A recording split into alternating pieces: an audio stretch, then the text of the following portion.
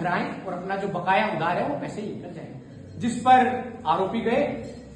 23 मार्च 1933 को Bangal Nagpur railway station में एक लोहे के बक्से में मृतक का शव 60 टुकड़ों में मिला है।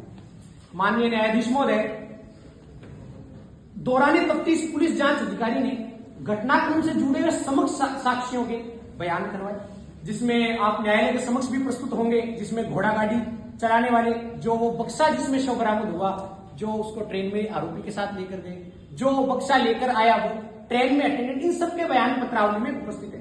माननीय न्यायाधीश महोदय, पुलिस को दिए गए बयानों में आरोपी ने यह स्वीकार किया है कि 21 मार्च को दोपहर के समय मृतक पूरी नुपुर राजा उसके घर आया था और 22 मार्च को वह अपने घर वापस चला गया। हालांकि आरोपी ने यह स्वीकार नहीं किया कि हत्या उसने की है और 23 मार्च को उसके पास था, यह भी स्वीकार नहीं किया, लेकिन एक चश्मदीद जो रेलवे पुलिस स्टेशन पर था उसने 23 मार्च को आरोपी नारायण स्वामी की रेलवे स्टेशन पर पुष्टि की है कि वे उपस्थित थे। हालांकि जो जिनके बयान भी पत्रावली में सम्मिलित हैं।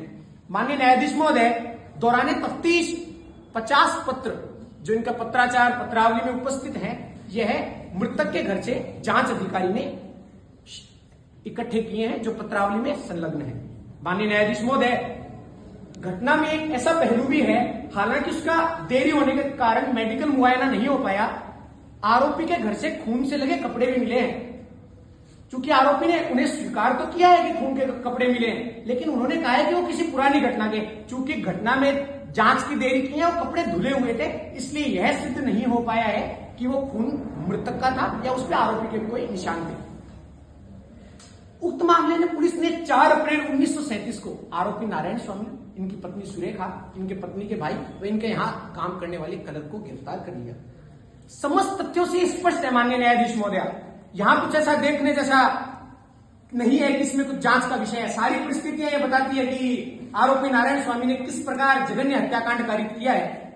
इसलिए मैं माननीय न्यायाधीश महोदय से निवेदन करूंगा कि आरोपी नारायण स्वामी इनके सहयोगियों को भारतीय दंड संहिता की धारा 302 व 120 बी के तहत मृत्युदंड की सजा दी जानी चाहिए, क्योंकि इस प्रकार जघन्य अपराध को कारित करने वालों के लिए मृत्युदंड से नीचे सजा नहीं दी जाती।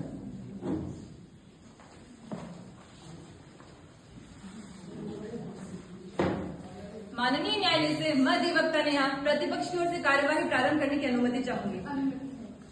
माननीय न्यायाधीश महोदय, मेरे साथी अधिवक्ता ने न्यायालय के समक्ष मेरे पक्षकार पर जो भी आरोप लगाए हैं वह दरअसल झूठ है और हम इन्हें सिरे से खारिज करते हैं।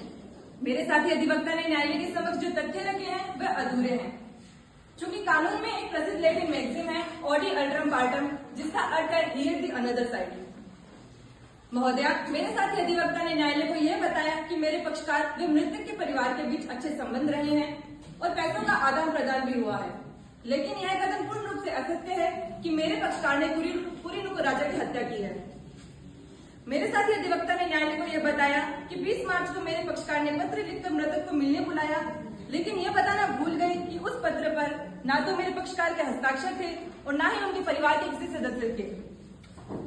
चूंकि अभियोजन पक्ष ने यह स्वीकार किया है कि मेरे परिवार में हमारे बीच अच्छे संबंध रहे हैं, इसलिए हत्या करने जैसे किसी भी प्रकार का आरोप लगाना पूर्ण रूप से असत्य है, वह किसी काल्पनिक कहानी से कम नहीं है।